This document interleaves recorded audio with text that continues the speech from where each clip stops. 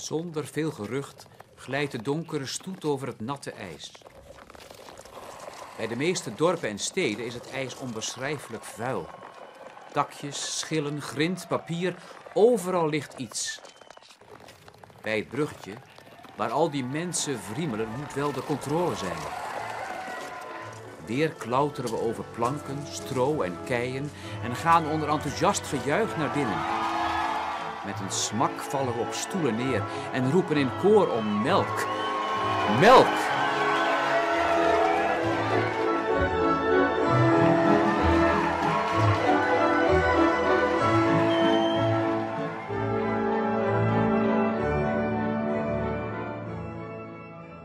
Nu in het begin van het jaar dus die Elfstedentocht, dat 100 jaar bestaan weer naar voren komt. En ik weer allemaal door vrienden en kennissen mijn zoveelstezelfde foto van mijn grootvader toegestuurd krijgt. Dan denk ik zo langzamerhand, ja, wie was die man nou eigenlijk? In mijn jeugd is eigenlijk nauwelijks of niets over mijn opa van de Hoekstrazijde, van mijn moederszijde dus, gesproken. Ik kan mij ook van heel vroeger niet herinneren dat er ooit over die Elfstedentocht gesproken werd. Misschien als reactie daarop is het zo dat ik nu eigenlijk te meer van hem zou willen weten. Tante Hilde leeft nog en dan die tante in Den Haag. Dat zijn allemaal mensen die ver in de 90 zijn. Van als we nog iets, een beeld van Minne willen hebben, dan moeten we nu beginnen.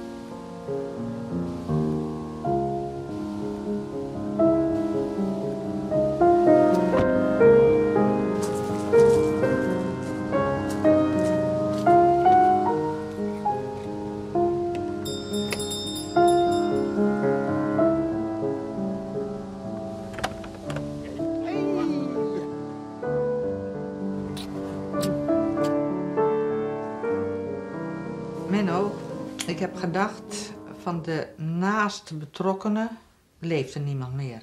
Nee. Maar we hebben nog een heleboel oude familieleden die hem wel gekend hebben. Vrolijk en geestig. Atrem. Dat was een hele bijzondere man. Ja, het was echt een bijzondere man. Ja. Ik vond het, ja, toen nog niet, maar ik vind nu een genie. Wat die man niet allemaal kon. Wat ik meegemaakt heb, daar. Hele nare dingen. Ik ben ook leraar geweest.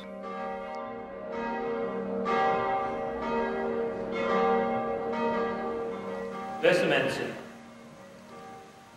graag willen wij, Woutje Straatsma en ik, u iets vertellen over het leven van Minne Hoekstra. Hij was bijna in werkje op 17 juni 1884. Zijn heid Abraham bij onnemer en makkeredens. Mem Stoor doet men het zingen hier weer en het lijkt een skaat oer het grote huis. Minne had nog niks gedaan.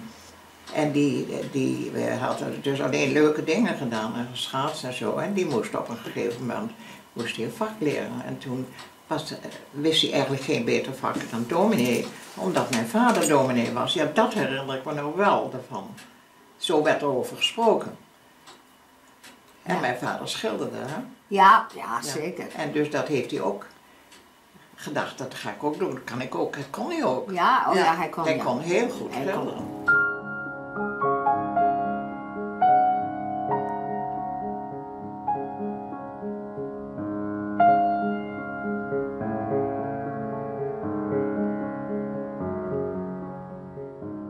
Minne heeft de eerste officiële Elfstedentocht gewonnen. Ja?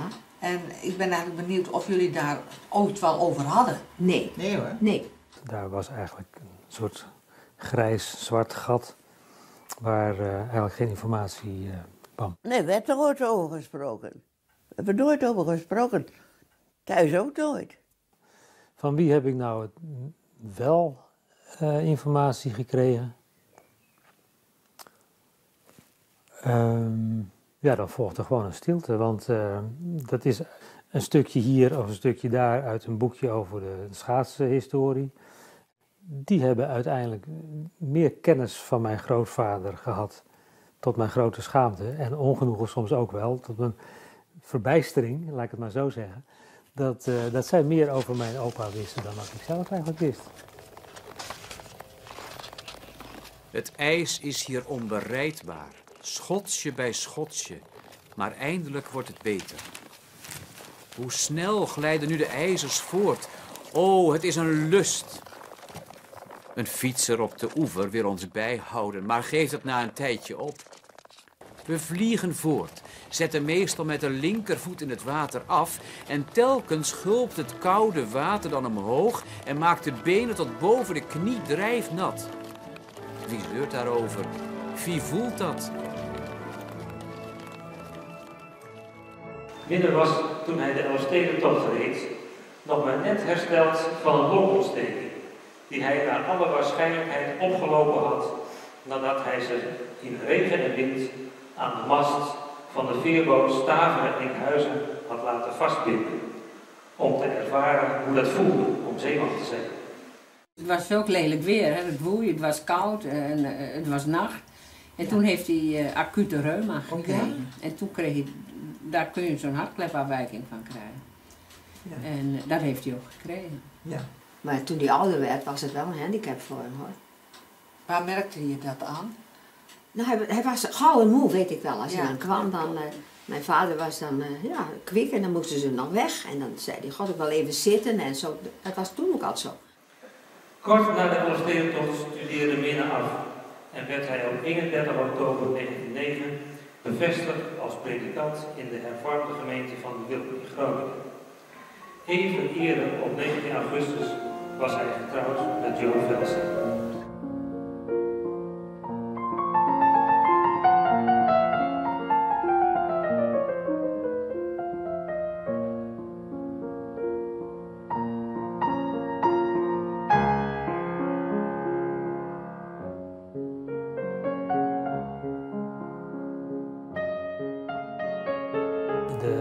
De Hoekstra-gebeurtenis, de reunie, toen wij het plan hadden om daar als Minne Hoekstra verkleed naartoe te gaan, toen gebeurde er wel iets heel bijzonders. Want ja, hoe meer ik van op zijn kledingstukken gelijkende attributen aantrok, hoe meer ik zelf ook het gevoel kreeg dat ik hem was.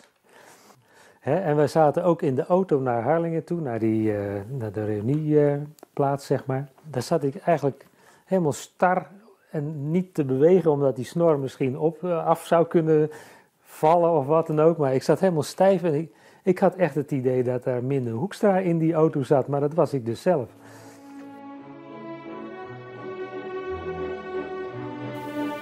Dat is hem. Jongetje 15. Minne is geen doen meer, maar rentenier in Den Haag. Opa Abraham die overleed in 1915 en toen werd de erfenis verdeeld. Ja. En van die erfenis is oom Minne naar Den Haag gegaan. Hè? Toen had hij geld. Iemand heeft het uitgerekend. Het was echt een gigantisch kapitaal wat die man kreeg. Nee, ik weet daar echt helemaal niets van. Als ik de fotoalbums zie, dan denk ik dat hij daar toch in zekere weelde heeft geleefd. Het is een vrij luxe huis om te zien. Een mooi huis. Is toen schilder- en zanglessen gaan nemen en heeft kunst gekocht. Ik weet wel dat hij dus, toen hij dat geld had, al gauw naar Duitsland ging om daar een soort kasteel te kopen. Je weet toch zelf dat we veel kunst kochten, dus. Ja. En dat is wel een ingreep geweest in hun budget eigenlijk, dat ze hadden, ja. Vermoedelijk. Dat mijn moeder toen zei, wat doet hij nou met dat kasteel? Man, ik denk dat hij dat gewoon gekocht heeft, een soort geldbelegging. Dat zou kunnen. Maar volgens mij heeft hij daar niet gewoond. Yvonne had in het huis van haar mem het dijboek van Minne zijn vrouw Jo vonden.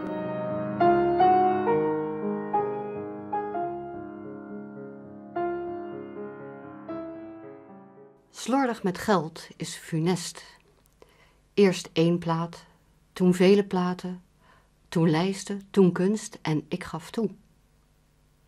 Nu is mede door mijn slappe houding alles zo ver gekomen. Ik zou wel willen smeken, laat mij die financiële regeling doen. Maar hij wil niet. De kop ervoor houden. Okay. Ik zou dat nooit gepikt hebben, volgens mij. Nee. Dat moet zij ook geweten hebben. Ja. Dat het zoveel was. Dus ik vind dat... daar schrik je wel van, vind Onbegrijpelijk, ik. ja. Ja. En dan, wat is er van overgebleven? Na die 6 jaar? Niks. Ja.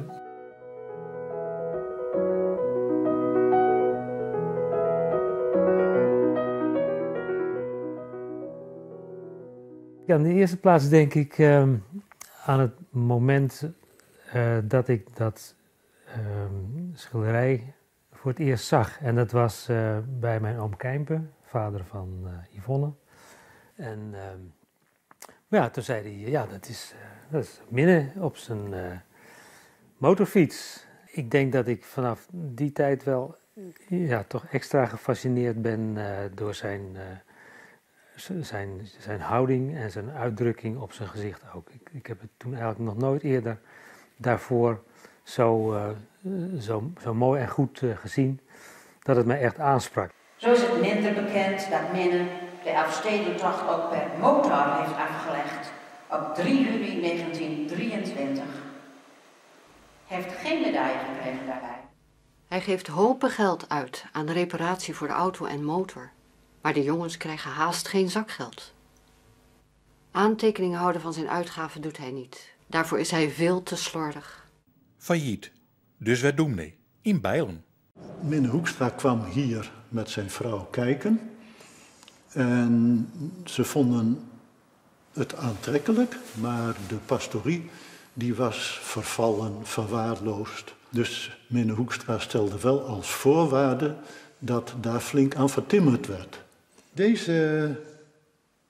Deze ontwerptekening is ook door Minne Hoekstra gemaakt. Ja?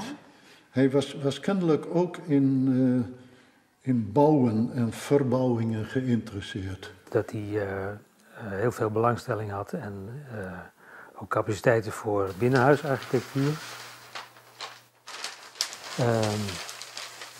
Nou, ik denk dat ik ook wel een beetje artistiek ben. Ik heb me daar nooit zo erg veel in ontwikkeld, maar ik heb het gevoel wel dat dat genetisch een beetje in mij zit.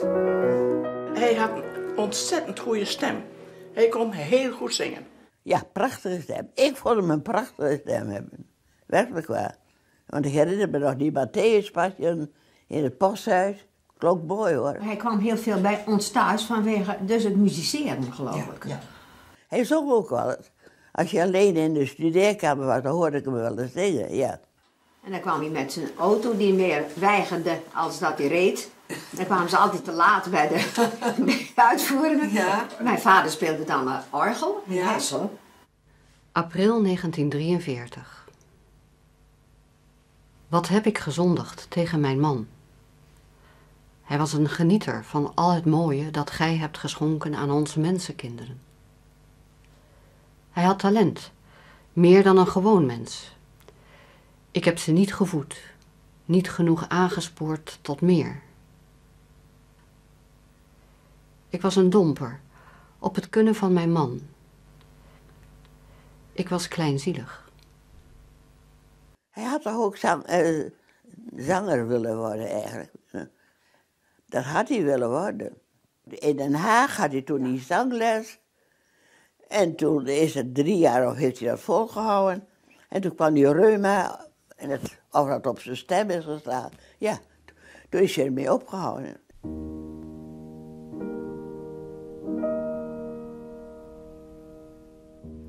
In 1926 is dit kerkgebouw vernieuwd.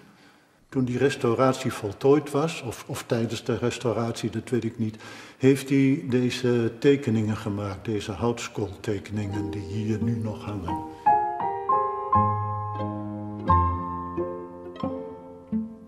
Dat in de archieven staat dat de mensen ademloos luisterden naar zijn preken. Dat het Bonskoor weer helemaal tot bloei geraakt is. Dat de kinderen weer naar de catechisatie gingen.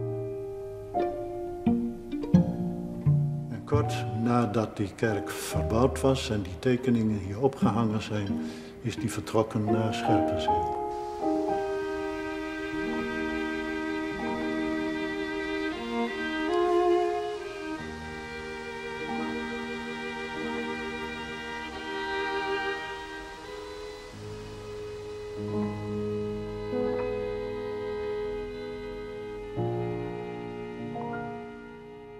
Ik zie het nog wat voor me, ja. Het was een grote woonkamer met hele brede vensterbanken. We zaten wel lekker in die grote vensterbanken. Er stond een piano. Verder was er heel veel van dominee, van zijn schaatsen, hè, van dat weet u, hè. Een heleboel hadden ze ervan. En heel veel oude dingen. En hij mocht er graag over vertellen, van die eerste tocht die hij gemaakt had op de schaatsen. Kon hij er wel van vertellen. Links golft een grote menigte van wachtenden. Haar geschreeuw en gejuich maakt me een beetje van streek. Waar is de controlepaal met brandende lantaarn? Hier moet het wezen. Ik stuur erop af. De mensen wijken uiteen. Ik voel iets heel hards en stort neer. Opstaan hoef ik nu niet meer. Sterke armen beuren me op en dragen me. Agenten maken ruim baan. Voor het laatst wordt mijn boekje afgetekend. Ja, hij kon er heerlijk over vertellen, maar hij heeft ontzettend geleden toen. Hij had zo'n lariet, hè, en zo'n één glas viel eruit. Nou, dan kon hij haast niks meer zien. Nee, weet ik wel. En hij heeft heel moeilijk gehad.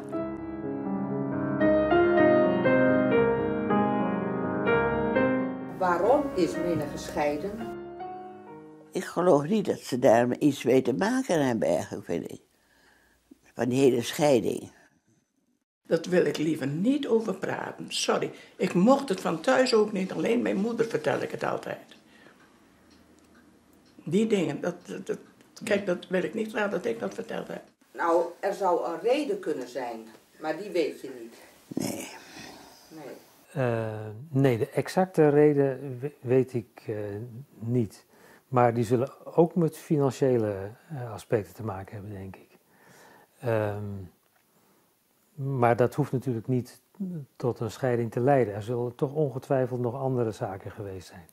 Ik denk dat misschien dat die dagboekgedeeltes die laatstelijk nog boven water gekomen zijn, dat die daar misschien nog meer zicht op kunnen geven.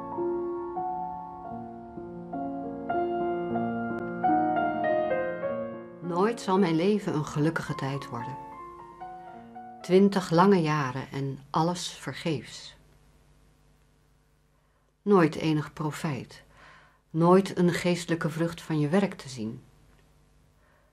Nooit te mogen zien dat één eens iets van je werk overgenomen heeft.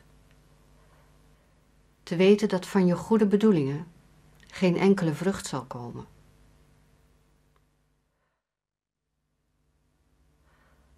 O God, leer mij toch te vertrouwen op uw kracht.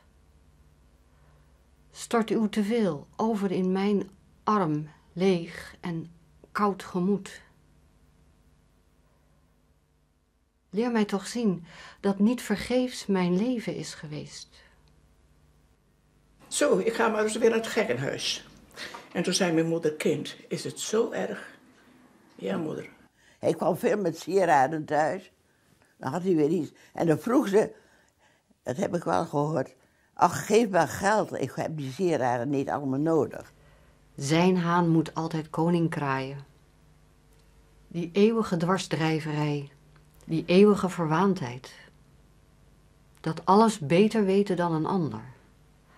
Dat zich altijd zeker voelen. Hij is zo afgrijselijk koud, zo spijkerhard in oordeel. Is hij niet vaak ruw tegen mij geweest? Lomp? Heeft hij mij wel eens geholpen in huis en tuin? Zo'n sterk lichaam en dan eigenlijk de hele zomer rentenieren. Nooit een hand slaan aan spa, schoffel of hark. Altijd, ik heb er geen verstand van. Dat vreselijke eentonige, dat gezwam en gelanterfanter omheen maakt me gek. Het dagboek was steeds triester, hè? Ja. Ja, ik mag aannemen dat het allemaal wel waar is van haar kant.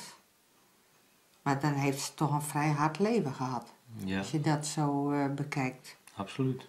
Ook al is het misschien wat overtrokken, want dat kun je moeilijk bepalen. Maar vrolijk word ik er niet van. Oké. Dit.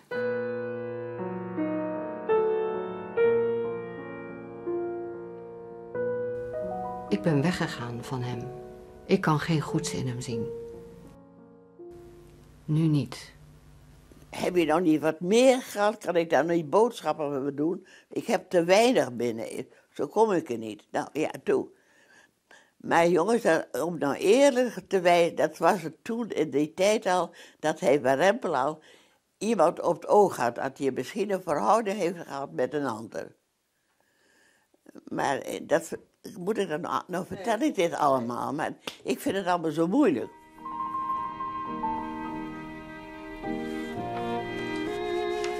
Dit is een brief die de gemeente ingestuurd heeft. Oh, zal ik dat eens even lezen? Waarde belangstellende leden en vertrouwenspersonen van onze gemeente.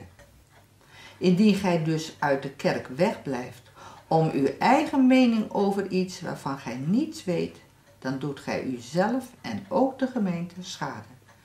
Maar ze hebben gewacht totdat de kinderen uit huis waren. Toen zijn ze gescheiden.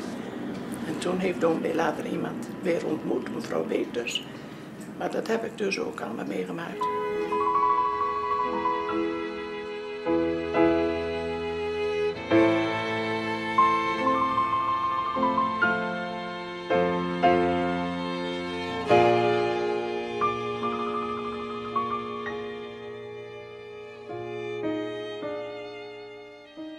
Dat hij zondagsmorgens aanspoort tot het zoeken van jezelf, om je tot een hoger en beter en reiner mens te maken, en het dan zo weinig zelf ook doet.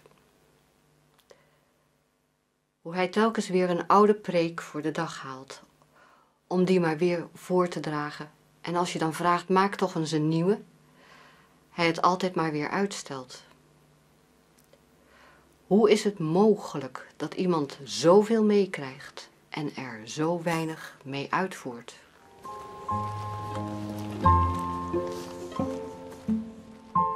Dat vogelpoepje dat moet er wel even af, want dat... Dan kun jij de rest wel wegvegen. Het uiterlijk, dat kende ik. En ja, daar heb ik me altijd graag mee willen vereenzelvigen. En anderen hebben dat ook wel gedaan. Je lijkt op hem, zeiden ze dan. Ja, na die openbaringen uit het dagboek vraag ik me sterk af of ik hem ook van binnen zou willen zijn. Ja, dat kan me voorstellen. Ja, dat is voor mij een grote vraag nog. Het moet toch wel een interessante man geweest zijn. Dus wat dat betreft vind ik het wel jammer dat ik dat gemist heb. Ja, dat denk ik ook zeker. Ja.